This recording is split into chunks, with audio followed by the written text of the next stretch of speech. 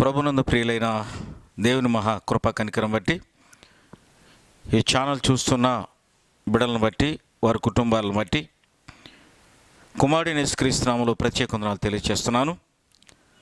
గతంలో ఇచ్చిన కొన్ని అంశములు మీరు ధ్యానం చేసి ఆసక్తిగా విన్నందుకు మీకు వందనాలు. మీ కుటుంబాలకు, మీ బిడ్డలకు, సంఘాలకు, దేవుని బిడ్డలకు, అలాగే లోకల్ ప్రజలకు ప్రత్యేక వందనాలు తెలియజేస్తున్నాను. ఈ దినాన్ని రాత్రికాల సమయంలో మరొక అంశాన్ని ధ్యానం చేయబోతున్నాం. ప్రియులారా, భూమి మీద మన గుడారము ఎటువంటిది అనే విషయాన్ని మనం ధ్యానం చేయబోతున్నాం. భూమి మీద మన గుడారం. ప్రభునందు ప్రియులారా, 2 కొరింథీ రాసిన పత్రిక 5వ అధ్యాయం 1 నుంచి 2 వచనాల్లో మనం ధ్యానం చేస్తున్నప్పుడు, భూమి మీద మన గుడారమైన ఈ నివాసము శిథిలమైపోయినను చేతి పని కాక దేవుని చేత కట్టబడినదియు నిత్యమైనదియు నయున్న నివాసము పరలోకమందున్నదని ఎరుగుదుము. మనం దిగంబరంలో కాక వస్త్రము ధరించుకుని వారముగా కనబడదు. ప్రియులారా, ఈ మాటను బట్టి మనం ధ్యానం చేయబోతున్నాం. అపుస్తలుడైన పౌలు తిమోతి పత్రికను కొరింథీ సంఘమునకు రాశారు. అక్కయ అంతున్న వారికి, కొరింథీ సంఘంలో ఉన్న వారికి శుభములు చెప్పి ఈ పత్రిక వారు రాశారు. ప్రియులారా, కొరింథీ అనే పట్టణం ప్రతి విధమైన అవినీతికి, వ్యాపారానికి, చెడు పనులకు ఆనవాళమైన పట్టణం. ఇది అనుకూలమైన పట్టణం. ఇక్కడ నైతిక ఆచారాలు ఎక్కువ. ఇక్కడ యూదులు, గ్రీకులు, అన్యులు వీరి మధ్య పౌలు సువార్తను బోధించడంలో చాలా భయంకరమైన ఇబ్బందులు ఎదుర్కొన్నాడు. ఈ పట్టణంలో అకుల, ప్రిస్కుల అనే దంపతుల నుండి వారి మధ్య వారితో కలిసి వారి పౌలును ప్రేమించి వారింట చేసుకున్నప్పుడు వీరు ముగ్గురు కలిసి వీరి ద్వారా సువార్తను అక్కడ ప్రకటించాడు. పౌలు అక్కడ డేరాలు కుట్టుకుంటూ తన జీవనం సాగించుకుంటూ క్రీస్తు యేసు యొక్క సువార్తను ప్రారంభించి చాలా ఇరుకులు, ఇబ్బందులు, శ్రమలకు గురైనాడు. ప్రియులారా, అయితే మానవ జాతి జీవితమును ఈయన ఈ భూమి మీద గుడారముగా వర్ణించాడు. ఎలా పోల్చాడని ఆలోచించినప్పుడు మానవుని జీవితము భూమి మీద గుడారమే. ఈ లోకంలో మానవుడు నివసించడానికి నివాసం కావాలి, ఆహారం కావాలి, వస్త్రాలు కావాలి. ఇది మనకి భౌతికమైనది. ఖచ్చితంగా ప్రతి మనిషికి లోకంలో ఇది అవసరమే. కానీ పౌలు మర్మంగా ఈ విషయాన్ని మాట్లాడాడు. ఈ లోకంలో గుడారం అనేటువంటి యొక్క మానవ శరీరాన్ని, మానవ కవచాన్ని ఆలోచన చేస్తూ రాశాడు. ప్రియులారా, ఈ పత్రికను ఈ లోకంలో ఎన్ని కలిగినా కానీ మనకు పరలోకమందు ఒక ప్రత్యేకమైనటువంటి స్థానం కావాలి. అదేముంటున్నాడంటే, ఆయన మహిమ వస్త్రం మనకు ధరించుకోవాలన్నాడు. దిగంబరములు కాక ప్రత్యేక వస్త్రము ధరించుకునే వారంగా మనం ఉండాలంటున్నాడు ఆయన. అది పరలోక నివాసానికి మనకి యోగ్యమైందిగా పౌలు ఈ పత్రికను బట్టి మాట్లాడుతున్నాడు. ప్రియులారా, ఈ లోకంలో మనం జీవిస్తున్నప్పుడు ఈ గుడారంలో చాలా భారం మోసుకొని మనం ప్రయాణం చేస్తున్నాం. ప్రతిదినము మనకు ఆహారం కావాలి, వస్త్రాలు కావాలి, నివాసం కావాలి, ఆరోగ్యం కావాలి, మనశ్శాంతి కావాలి, సంతోషం కావాలి, సుఖం కావాలి, కుటుంబాలు కావాలి, భార్య బిడ్డలు కావాలి, వారి బిడ్డలు ఎదగాలి, వారి పైకి రావాలి, కుటుంబాలకు విస్తరించాలి. ఇది ప్రపంచంలో ఒక దేవుడు ఏర్పాటు చేసిన ఒక ప్రణాళిక. ప్రియులారా, ఈ ప్రకారంగా మానవులు భూమి మీద జన్మించి వారి నివాసం చేస్తున్నప్పుడు మానవ జీవితాన్ని ఆయన ఒక గుడారంగా పోల్చాడు. ఈ గుడారమునున్న మనము చాలా భారం మోసుకుని లోకంలో బ్రతకడానికి పుట్టినది మొదలుకొని చనిపోయేంత వరకు కూడా చాలా భారంతో మనం జీవనం సాగిస్తున్నాం అని చెప్తున్నాడు. ప్రియులారా, అయితే ఈ గుడారములో ఆత్మ అనేది ఉంది. ఈ ఆత్మ మన ప్రాణం. ఈ ప్రాణాన్ని దేవుడు మనకి ఇచ్చాడు. ప్రియులారా, రేపు మనం చనిపోతే మన ఆత్మ ఏమవుతుంది అనే విషయాన్ని మనం ఆలోచన చేయాలి. పౌలు అందుకనే సిద్ధపాటు జీవితం కలిగిన వాడిగా మరి సువార్తను బోధించుకుంటూ ఈ పట్టణంలో ఆయన మరి చాలా ఇబ్బందులు ఎదుర్కొంటూ సువార్తను ప్రకటించాడు. అయితే మనం ఎవరైనా ఆలోచించినప్పుడు 103 దావీదు కీర్తన 14 చెప్తున్నాడు, మనం నిర్మించబడిన రీతి ఆయన తెలిసి ఉన్నది, మన మంటి వారమైన ఆయన జ్ఞాపకం చేసుకొని చూన్నాడు ప్రియులారా. పౌలు ఈ మాట ఎట్లా మాట్లాడాడంటే 103 దావీదు కీర్తనలో మరి 14వ వచనంలో దావీదు మాట్లాడుతున్నాడు ఈ మాట.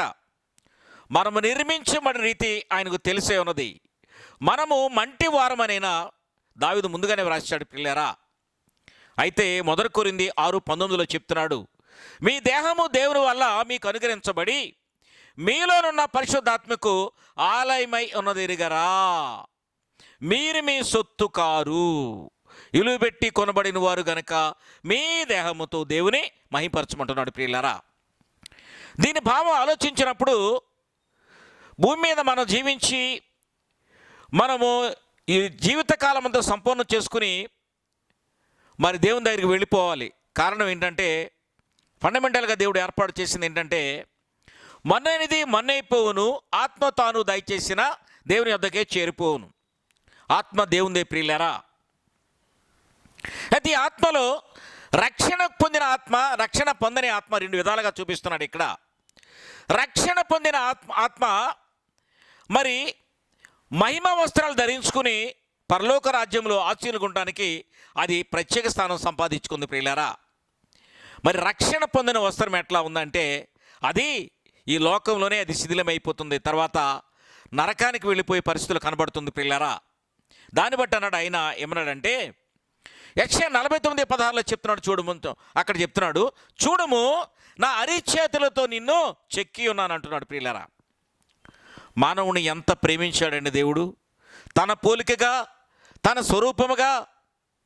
చూడండి ఎంత ప్రేమ, తన పోలిక, తన స్వరూపము, తన ఆత్మ, తన సంకల్పము. చూడండి దేవదూతల కంటే కొంచెము తక్కువ అనిగా మానవుడు చేశాడు ప్రియులారా. కొంచెం అంటున్నాడు ఆయన ఇక్కడ. జ్ఞానవంతులుగా చేశాడు, భాగ్యవంతులుగా చేశాడు, లోకంలో జీవించడానికి కుటుంబాలు ఇచ్చాడు. అనేక మందిని మన తండ్రుల పితరుల కాడ ఉంచి మన లోకంలో జీవించి మన యాత్ర దినాలు ముగించుకొని మనం వెళ్ళిపోతున్నాం ప్రియులారా. అయితే మనం ఎట్లా ఉన్నామని ఇప్పుడు ఆలోచన చేసామా? కీర్తన 100వ కీర్తన 1:5లో చెప్తున్నాడు చూడండి, సమస్త దేశములారా యెహోవాకు ఉత్సవధ్వని చేయుడి, సంతోషంతో యెహోవాను సేవించుడి, యెహోవాయే దేవుడని తెలుసుకునుడి, ఆయనే మనల్ని పుట్టించను, మనము ఆయన వారము, ఆయన ప్రజలము, ఆయన మేపు గొర్రెలమని చెప్తున్నాడు పిల్లల దావీదు ఇక్కడ. అయితే మానవులు రక్త మాంసాలు కలిగిన మానవులుగా లోకములో మనం జీవిస్తున్నప్పుడు మానవ శరీరం, ప్రాణం, ఆహారం, ఆరోగ్యం, నివాసం, వస్త్రాలు, సర్వ సంపదలు ఆయనవే కదా. ఆస్తి, ఐశ్వర్యం, ఆయుష్ సమస్తము కూడా ఆయనవే కదా అనే విషయాన్ని మనం ఎప్పుడైనా ఆలోచన చేసాం ప్రియులరా. ఈ భూమి మీద మన నివాస కాలము ఎటువంటిదంటే ఒక గెస్ట్ లాంటిది ప్రియులరా. అంటే అలా వచ్చి అలా వెళ్ళిపోయేది, అంటే అతిథులు అంటే వాళ్ళం మనం. ఈ భూనివాస కాలం మనకి స్థిరమైంది కాదు, అస్థిరమైందే. ఇలా వచ్చి కొంతకాలం జీవనం సాగించి ఆ ప్రదేశంలో జీవించి తిరిగి మనం వెళ్ళిపోవలసిందే అని మరి భక్తుడు మాట్లాడుతున్నాడు ప్రియులరా. సొలొమోను అంటున్నాడు, అయ్యా ఈ భూమి మీద మా నివాసమునైనా అది అస్థిరమైందని చెప్తున్నాడు. నీడ వంటిదని చెప్తున్నాడు ప్రియులరా. నీడలాంటి మన జీవితాన్ని లోకంలో జీవించినప్పుడు మానవులుగా ఎట్లా ఉన్నాం, దేవునికి మనకున్న సంబంధాలని ఎట్లా కొనసాగిస్తున్న విషయాన్ని మనం ఆలోచించాలి ప్రియులరా. ప్రభు రాకడ సమీపం ఉంది. ఈ దేహం ఎట్లా ఉంది? గుడారము, దేవుని గుడారం ఇది. దేవుని ఆత్మ లోపలుంది. ఆత్మ లోపలుంది కానీ శరీరం అనే గుడారము లోపల మనం బ్రతికినంత కాలం జీవించవలసిందే ప్రియులరా. అయితే ఈ దేహంతో చేసిన మంచివైన చెడవైనా సరే ఆ క్రియలను బట్టి రేపు క్రీస్తు యొక్క తీర్పులో, రెండవ రాకడలో ఆయన తీర్పులో, న్యాయమైన తీర్పులో మనం నిలబడి ఉండవలసిందే ప్రియులరా. రక్షణ పొందిన వారు, ఆయన మాటను అనుసరించిన వారు, ఆయన ఉద్దేశం ఎరిగిన వారు, ఆయన కొరకు జీవించిన వారు, ఆయనకు భయపడి జీవించిన వారు ఆయన తీర్పులోనికి రాక ఎలా వెళ్ళిపోతారని వాళ్ళు జీవములోనికి డైరెక్ట్గా వెళ్ళిపోతారని ప్రియులారా. ఇవాళ మనం జీవంలోకి వెళ్ళే వాళ్ళకు ఉన్నామా, లేదు తీర్పులోకి వెళ్ళే వాళ్ళకు ఉన్నామా? ఆలోచన చేద్దాం ప్రియులారా. ప్రపంచము చాలా విచిత్రంగా ఉంది. ఎప్పుడేది సంభవిస్తుందో మనకు తెలియదు. కాలం మన చేతిలో లేదు, బలం మన చేతిలో లేదు, ఆరోగ్యం మన చేతిలో లేదు, సంపద మన చేతిలో లేదు, ఐశ్వర్యం మన చేతిలో లేదు. చూడండి ప్రియులారా, ఏది మనకి శాశ్వతం కాదని మనం జ్ఞాపకం చేసుకోవాలి. ప్రభువా నీ చిత్తమే సిద్ధించుగాక అనే విషయం మనం జ్ఞాపకం చేసుకోవాలి. ఈ దినం ఒక దినము గడిచిందంటే అది దేవుని కృప అనే విషయాన్ని జ్ఞాపం చేసుకుంటున్నావా? నా ప్రాణమా యెహోవాను సన్నిధించుము, నంతరము సమస్తమా ఆయన పరిశుద్ధ నామమును సన్నిధించుము. ఆయన చేసిన ఉపకారంలో దేనిని మరవడానికి వీరు ప్రియులారా. ఇవాళ లోకములో ఉంచినందుకు దేవునికి వందనాలు. ఆరోగ్యం ఇచ్చినందుకు వందనాలు, బలం ఇచ్చినందుకు, జ్ఞానం ఇచ్చినందుకు, సర్వ సంపదలు భూమి మీద అనుగ్రహించినందుకు వందనాలు. అలాగనే మనముండే పరిసరాల్లో, మనముండే ప్రదేశాల్లో, మనముండే గ్రామాల్లో కానీ పట్టణాల్లో కానీ మరి జీవించడానికి, అందరితో సహవాసం చేసి బ్రతకడానికి దేవుడిచ్చిన యొక్క గొప్ప అనుభూతే కదా ప్రియులారా, గొప్ప బహుమతి అనే విషయాన్ని జ్ఞాపం చేసుకోవాలి.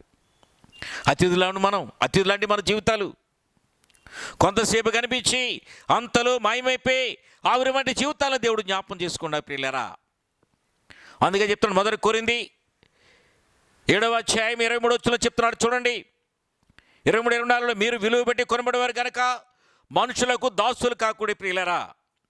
క్రీస్తు తన రక్తము చేత శిలువ మ్రాను మీద ఎర్రని ఎండలు అయిన మన కొరకు చేసిన త్యాగమును బట్టి, మన కొరకు చేసిన బలియాగమును బట్టి, మన కొరకు చేసిన గొప్ప స్థితిని బట్టి, ఉన్నతమైన గొప్ప కార్యాన్ని బట్టి, ఏ మానవుడు లోకంలో చేయలేంది, ఏ దేవుడు చేయలేని కార్యాన్ని ఆయన ఒక్కడిగానే చేసి చూపించాడు ప్రియులారా.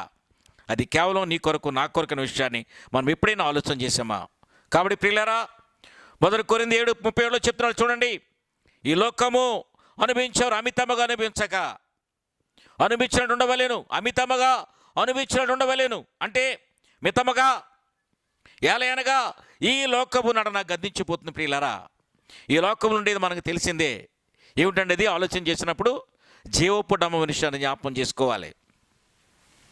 ఈ భూమి మీద మనం నివసించినంత కాలం ఆహార వస్త్రాలు, నివాసం, అవసరాలు, మనకు కావాల్సిన మన కుటుంబాలకు, మన బిడ్డలకు, మన బంధువులకు ఇవన్నీ కూడా మనకు కావాల్సిందే. కానీ పరలోకమందున దేవుని అవసరాలు ఏమని ఎరిగి మనం బ్రతుకుతున్నాం ప్రియులారా. గాలి ఆయింది, నీరు ఆయింది, వాతావరణం ఆయింది, భూమి ఆయింది, సూర్యచంద్రుడు వెలుగు ఆయన ఇచ్చాడు చూడండి.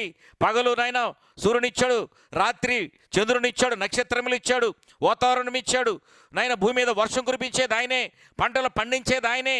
అంతేకాకుండా ఆహారాన్ని కూడా సిద్ధపరిచేది కూడా ఆయన విషయాన్ని మనం ఎప్పుడైనా ఆలోచన చేసాం ప్రియులారా. మానవుడు నాకు భూమి ఉంది, నాకు సంపద ఉంది అనుకున్న ప్రియులారా, అది దేవుడు అనుగ్రహిస్తేనే కదా నీకు దక్కదని విషయాన్ని జ్ఞాపం చేసుకోవాలి. ఈ భూమి సమస్తము కూడా అన్నీ ఆయనవే కదా. ఇప్పుడే నువ్వు ఆలోచన చేసావా?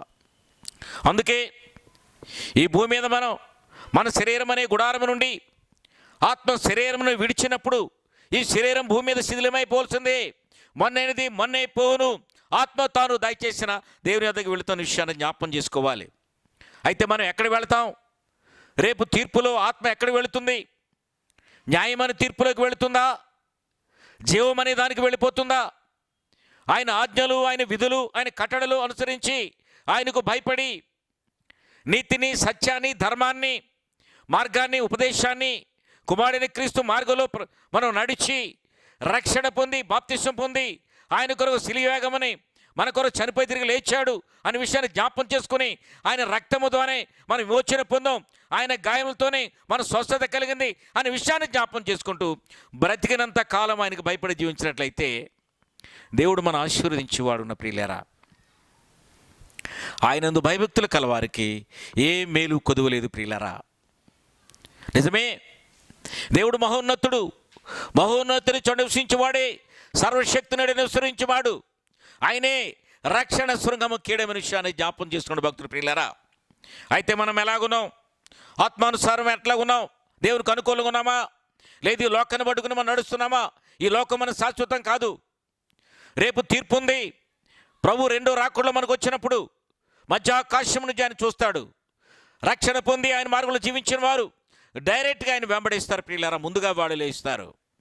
కానీ మిగతా వాళ్ళు మాత్రం తరువాత లేస్తారు ప్రియులారా.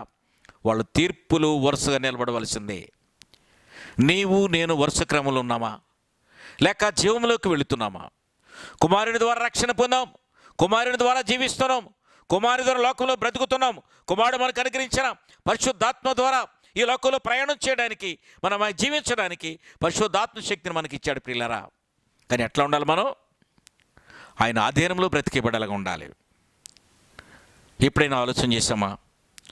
రక్షణ అనే జీవితం మనకి అది చాలా అనుకూలమైంది. అందుకే 2 కొరింథీ 5:1-2 చెప్తున్నాడు, చేతి పని కాక దేవుని చేత కట్టబడిన నిత్యమైనదైన నివాసము పరలోకమందున్నదని మనం ఎరగాలి.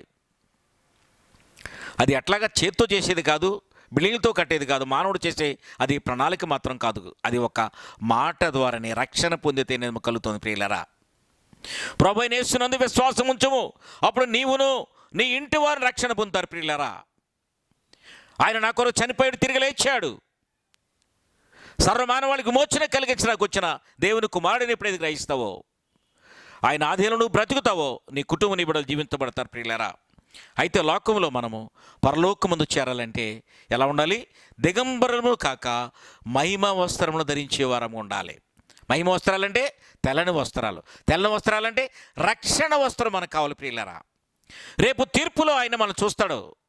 ఆశీర్వాదంగా ఉన్నప్పుడు ఆయన పెండి కుమారుడు విందులు ఏర్పాటు చేసినప్పుడు అనేక మందిని పిలిచినప్పుడు అనేక మంది వచ్చారు. వార్తలు రాలేదు, కొంతమంది అక్కడ వాడు ఇక్కడ వాళ్ళు అందరూ వచ్చారు. కానీ ఆయన వచ్చి నేను చూసినప్పుడు ఆ స్థానంలో కూర్చున్నప్పుడు ఆశీర్వాదంగా ఉన్నప్పుడు వచ్చి, అయ్యా నీ దగ్గర రక్షణ వస్త్రం మీద అడిగినప్పుడు లేదనంటే ఆయన ఏం చేస్తాడండి? మండుచున్న అగ్నిగుండంలో పడేస్తారు. జాగ్రత్త ప్రియులారా. కాబట్టి మనం ఎట్లా ఉన్నాం? మహిమ వస్త్రం కలిగి వాళ్ళగా ఉన్నామా, లేదంటే మనం నాశన కోపంలోకి వెళ్ళిపోయేవారు? ఆలోచించేద్దాం. ఈ భూమి మీద గుడారములో మనము భారం మోసుకుని అనేక పనులు చేసుకుంటూ అనేక విషయాల్లో బ్రతుకుతూ భారం మోసుకొని సమస్తం అనిపించుకుంటూ సంపాదించుకుంటూ, చూడండి, పిల్లలకంటూ వాళ్ళ జీవితాలు కావాల్సినవి కూడా ఏర్పాటు చేసుకుంటూ మన జీవితాలు మన తర్వాత మన పిల్లల విషయాన్ని జ్ఞాపకం చేసుకున్నామా? మానవుని ఆయుష్కాలము దేవుని చేతిలో ఉంది. అందుకే చెప్తున్నాడు ఆయన, నా మాట విని, యోహాను సువార్త 5:24 చెప్తున్నాడు చూడండి, నా మాట విని నన్ను పంపిన వారిని విశ్వాసం ఉంచేవాడు నిత్య జీవము కలవాడై ఉన్నాడు. ప్రియులరా, కుమారుడైన క్రీస్తు మాట వినినవాడు, చూడండి, నా మాట విని నన్ను పంపిన వాని యందు, అంటే యేసుక్రీస్తు వారు మాట్లాడుతున్నాడు, నన్ను పంపింది తండ్రి, ఆయన విశ్వాసం ఉంచి నా మాటలో నడిచినట్లయితే వాడు ఎలాగున్నాడండి? నిత్య జీవము కలవాడై ఉన్నాడు. వాడు తీర్పులోనికి రాక మరణములో నుండి జీవములోనికి దాటి ఉన్నాడనే విషయాన్ని రుజువుగా తెలియజేస్తున్నాడు. ప్రియులారా, కాబట్టి మొదటి యోహాను 2:15-17 చెప్తున్నాడు చూడండి, ఈ లోకమునైనను లోకమును నాకు వాడినను ప్రేమింపకూడని చెప్తున్నాడు. ఇక్కడ ఎవడైనా లోకమును ప్రేమించినడలా తండ్రి ప్రేమ వారిలో ఉండదు. లోకమునుదంతయు అనగా శరీరాశయు నేత్రాశయలు జీవపు డమ్మమును తండ్రి వలనే కలుగుతున్న విషయాన్ని జ్ఞాపకం చేసుకుంటున్నాం. అవి ఈ లోక సంబంధమైన. ప్రియులరా, లోకమును దాని ఆశను గద్దించిపోను కానీ దేవుని చిత్తమని నెరవేర్చిన విషయాన్ని మనం ఎల్లప్పుడూ జ్ఞాపకం చేసుకునే వారం ఉండాలి. కాబట్టి 2 పేతురు రాసిన పత్రిక 1:13-14 చెప్తున్నాడు చూడండి, మన ప్రభువైన యేసుక్రీస్తు నాకు సూచించిన ప్రకారము నా గుడారము త్వరగా విడిచిపెట్టవలసి వచ్చునని ఎరిగి నేను ఈ గుడారములున్నంత కాలము ఈ సంగతులను జ్ఞాపకం చేసుకొనొచ్చు మిమ్మల్ని రేపుట న్యాయమని ఎంచుకొనుచున్నానని చెప్తున్నాడు. పిల్లరా, పేతురు మాట్లాడుతున్నాడు ఈ విషయాన్ని. ఈ శరీరం అనే గుడారం భూమి మీద జీవించినంత కాలము ప్రభువుకు నేను దాసుడిగా ఉన్నాను. మనం ఎవరికి దాసులు ఉండాలి? క్రీస్తుకు దాసులు ఉండాలి. మనం లోకానికి దాసులైతే రేపు తీర్పులో నిత్యాగ్నిలో పడిపోయేవారు మనం. జాగ్రత్త ప్రియులారా, ఈ భారాన్ని ఉద్దేశాన్ని కలిగి నేను కుమారుడిని క్రీస్తు నాకు సూచించిన ప్రకారంగా నా గుడారం త్వరగా విడిచిపెట్టి వెళ్ళాలి. ఎప్పటికైనా వెళ్ళిపోవాల్సిందే. కానీ వెళ్ళే వరకు కూడా నేను ఈ గుడారంలో ఉన్నంతకాలం కూడా ఆయన మాటలని నేను జ్ఞాపకం చేసుకున్నాను. ఆయన మాటలోనే ప్రయాణం చేస్తున్నాను చెప్తున్నాడు ప్రియులారా.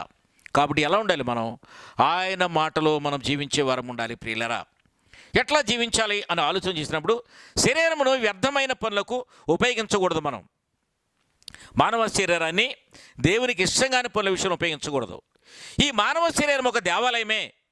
మీ దేహము దేవుని వల్ల కలిగింది అన్నాడు. దేహమే దేవుని ఆలయం అని చెప్తున్నాడు ఆయన ఇక్కడ.